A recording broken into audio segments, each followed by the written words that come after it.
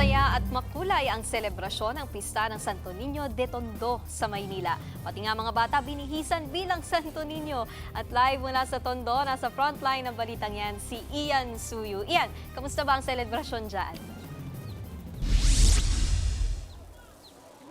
Alam mo, Nikki, tama ka dyan. Tuloy-tuloy ang selebrasyon dito at tuloy-tuloy din yung pagdagsa ng mga kapatid nating deboto para magtungo dito sa pista ng Santo Niño de Tondo. At kada sulok nga na makikita natin dito, iba't ibang gimmick ang maaabutan nila rito.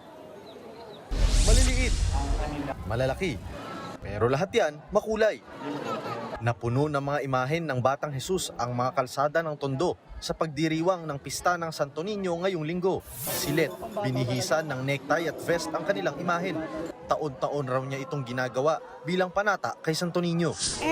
Binihisan po namin siya kasi, pesta ngayon eh. Para pogi. Kayo po ba, ano ang hiling ninyo sa poon ngayong taon? Sana makaraos kami sa mga namin, pangkabuhayan namin lahat. Iba yung damit niya, puro bago. Binibili po talaga namin siya. Kasi po namin yan. Kasi nga po, kami, para kay Santo Niño. Ang mga baby namang ito, binihisan ng kanilang mga nanay ng kasuotan ng santo. Paniniwala kasi nila. Para hindi sila magkasakit, yun po kasi kasabihan ng mga matatanda. Tema ng kapistahan ngayon ay Santo Niño, huwaran ng kababaang loob tungo sa kadakilaan ng Diyos.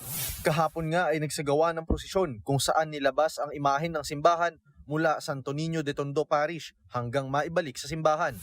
May mga banda ring nagpapatugtog sa lugar. May mga lobo rin at iba't ibang mascots na kinagigiliwan naman ng mga bata. May Early Fiesta Mass rin na isinasagawa sa loob ng simbahan kung saan talagang napupuno ito ng mga deboto.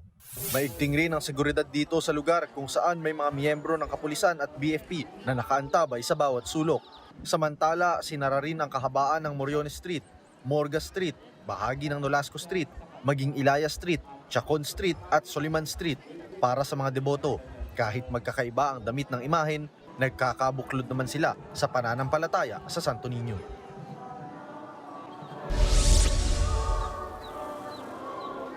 Nikki, sa ngayon nga, tuloy-tuloy yung Early Fiesta Mass dito sa loob ng simbahan at makikita nyo nga yung mga kapatid natin, napakarami na talaga nila rito at inaasahan na ang huling misa po ay nakaschedule ng 11 p.m.